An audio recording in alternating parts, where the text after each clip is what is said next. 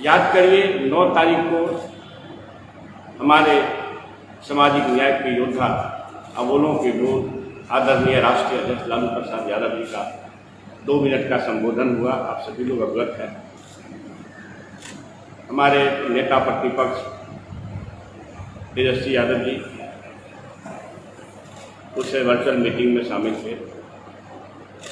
हमारे राष्ट्रीय अध्यक्ष ने ये निर्देश दिया पूरे पार्टी कार्यकर्ताओं को, जो खुद से पहले से लगे हुए थे, नेता एमएलए 75 एमएलए हम हैं, फिर महागठबंधन के 110 लोग हैं, 110 जगह लोग अपना और सैकड़ों साथी लगे हुए हैं। हर इलाके में जितना बन पड़ता है कार्यकर्ता, नेता, एमएलए पीड़ितों के सहयोग में लगा हुआ।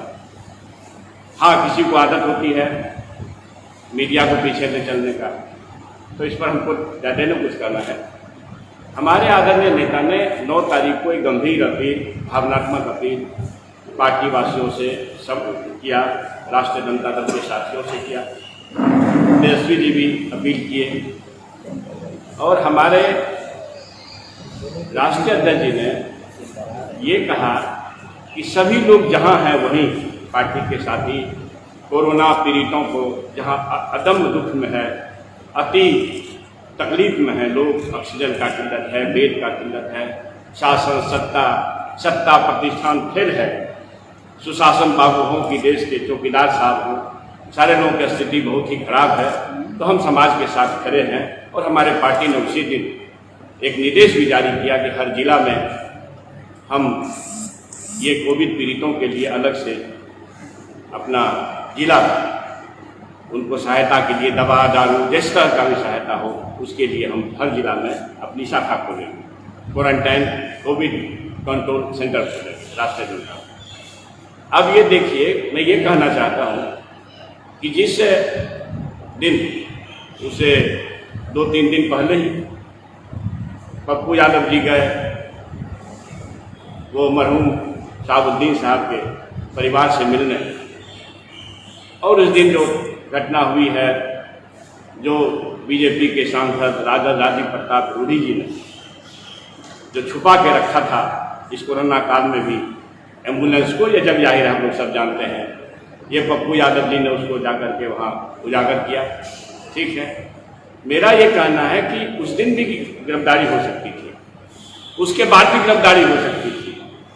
ये आखिर हो क्या रहा है कि हमारे राष्ट्रीय अध्यक्ष और पार्टी के निर्देश के बाद अपनी सक्रियता के पार्टी की सक्रियता को देख करके हमको कटघरा में खड़ा करने के लिए या हमारे अंदर एक विवाद पैदा करने के लिए सुशासन बाबू ने ये चाल चला है, सत्ता प्रतिष्ठान के लोगों ने ये चाल चला है, गिरफ्तारी का नाटक किया गया है। ये नुरा कुछ नहीं। मैं इसलिए कहता हूँ कि मैं मधेपुरा से कंटेस्ट कर रहा था एमएलए हूँ, पप्पू यादव जी भी वहीं से कंटेस्ट कर रहे थे। मधेपुरा वास्तव में उनका जमानत जब्त कराया, आप लोगों को सूचित होगा। और उस समय अब देखिए ओरिजिनल कॉपी सर्टिफाइड कॉपी है मेरे मोबाइल पर। मैंने जिलाधिकारी को कट गया जिलाधिकारी को दिख नहीं रहा क्या? दिख नहीं रहा। आप लोग को जो दिया जाएगा उसकी फोटो कॉपी है। ठीक हमें ओरिजिनल दिखा रहे थे। ये ओरिजिनल इसलिए दिखा रहे थे, देखिए है, मैंने आरटीआई एक्ट के तहत कोर्ट में आवेदन देकर के सूचना मांगा कि ये 9 नवासी में जो नवासी का केस है अपहरण के मामले में उमा यादव और राम कुमार यादव के अपहरण के मामले में पप्पू यादव वारंटी है, इश्तहार निकला हुआ है, कानून तोड़ने वाले लोग हैं, जग जाहिर है, तो इनकी गिरफ्तारी हो। और ये जब गिरफ्तारी नहीं हुई, पूरा बिहार में ये घूम करके अपना प्रचार कर रहे थे, लेकिन एक साजिश करके अपना एडमिट हो गए पीएमसीएच में और यहीं से शपथ पत्र भेजे। उनके जो इलेक्शन एजेंट हैं अभय कुमार, वो वहाँ उपस्थित थे।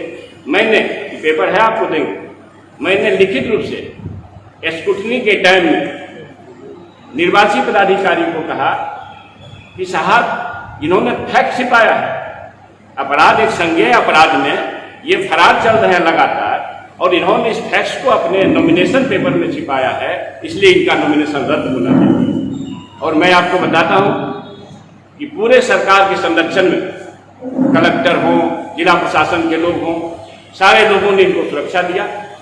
मधेपुरा में इनका हेलीकॉप्टर 4 जगह लैंड किया। पूर्व सूचना हम लोगों ने दिया लिखित, कलेक्टर ने रिसीव नहीं किया। तो बिना सरकार के संरक्षण का, सुशासन भाव के संरक्षण का ऐसा व्यक्ति जो वहां से मधेपुरा में चुनाव लड़ रहा था, इसका मतलब ये नूरा कुश्ती था। 2015 का चुनाव आप लोग याद करिए, पूरा बिहार में चुनाव लड़ा है, केठो सीट मिला है इनको, पता नहीं कहीं जमानत बचा की नहीं। और इस बार 2020 के चुनाव में खुद अपनी जमानत गंवा दी है, पता नहीं कहीं जमानत बचा की नहीं। तो ये जो सांप्रदायिक ताकतों के हाथ में खेलते हैं, सामाजिक न्याय समाजवाद को कमजोर करने का काम करते हैं। और ये एक दिन की बात नहीं है, पता नहीं हम लोग देखते नहीं है, लेकिन कई ढंग का आरोप है। हेलीकॉप्टर किसने दिया और क्या क्या किसने दिया, कोई देखा नहीं। आप लोगों के जानकारी पर छोड़ता हूँ, समाज के ऊपर छोड़ता हूँ कि आखिर जब एक सीट मिलने वाला किसी पार्टी को नहीं हो, तो वो जो चुनाव लड़ते हैं, इसका मतलब है वो वोट कटवाने का काम कर रहे हैं। क्योंकि उस समय नीतीश बाबू इसलिए गिरफ्तार नहीं कराए, इसलिए उनको संरक्षण दिए। उस समय राष्ट्रीय जनता दल का वोट करता, राष्ट्रीय जनता दल के आधार में छेद होता, तो पप्पू यादव एक बड़ा टूल्स के रूप में काम करते। तो शासन, सत्ता और सत्ता प्रतिष्ठान पर बैठ के लोगों ने उनको संरक्षित करके न तो उनको गिरफ्तारी कराया लिखित देने के बावजूद भी, न ही उनका नॉमिनेशन रद्द किया, और ऊपर से कहा कि नहीं हमको पावर नहीं है नॉमिनेशन रद्द करने का। बताइए, सब लोग जानते हैं कि आपने अगर फैक्ट छिपाया, और आपको आश्चर्य होगा कि बाद में टेम्परिंग करके पहले 27 केस, अब बाद में टेम्परिंग करके सुनते हैं 5 केस और करवा दिया। ये तो कभी कर सकता है सत्ता का, कोई आसान काम है। तो मेरा यह कहना है कि संपूर्ण रूप से सुशासन बाबू का और देश में बैठे चौकीदार का जो कोरोना में फेल है। अरे भाई, इसी दुनिया में ताइवान एक देश है जहां 100 की संख्या बने गया, वहां के बॉर्डर का इलाका है ताइवान देश, 5 करोड़ की आबादी है, 100 बीमार लोग भी नहीं हुए, और यहाँ बीमार है। अभी दुनिया का सबसे खराब हाल हिंदुस्तान का हो गया।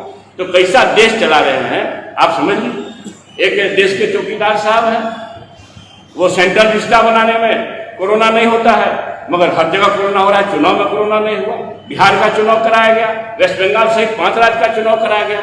इसलिए सुशासन बाबू हो कि देश के चौकीदार हो, ये लोग सांप्रदायिक शक्तियों के हाथ के, एक तो सीधे सांप्रदायिक ताकत है, एक सांप्रदायिक ताकत के हाथ में खेल रहे हैं। पलटू बाबू सब लोग जानते हैं।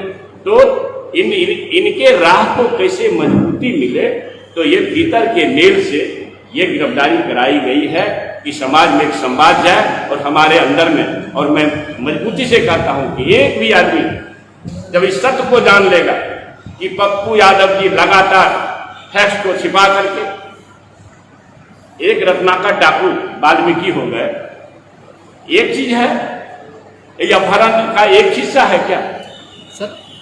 अभी का मुद्दा क्या है? अभी का जो मुद्दा क्या है? नहीं, मुद्दा ये है, मैंने स्पष्ट किया इस बात को। मुद्दा ये है कि पप्पू यादव जी की गिरफ्तारी हुई है, ये शासन सत्ता के साजिश के अंदर सामाजिक न्याय और समाजवाद के धड़ा को कमजोर करने के लिए, सोशल जस्टिस को कमजोर करने के लिए और सांप्रदायिक ताकतों को मजबूती देने के लिए उनकी गिरफ्तारी का खेला गया है। इसमें साजिश है सरकार के लोगों का। इसलिए मैं ये बात कह रहा हूं कि मेरे चुनाव के टाइम में आप गिरफ्तार नहीं करते हो, उसके बाद 4-5 महीना गुजर गए आप गिरफ्तार नहीं करते हो, लिखित देने के बाद भी आप गिरफ्तार नहीं करते हो। इसका मतलब आज गिरफ्तारी का क्या कारण हुआ? आज से पहले भी तो गिरफ्तारी हो सकती थी। इसलिए आज गिरफ्तारी का सीधा कारण यह है कि हमारे मतदाता के बीच में सोशल जस्टिस को मानने वाले लोग, डॉक्टर लोहिया, भीमराव अम्बेडकर, महात्मा फुले, पेरियार, जननायक, कर्पूरी ठाकुर के राह को कमजोर करने वाले फहरिस्त में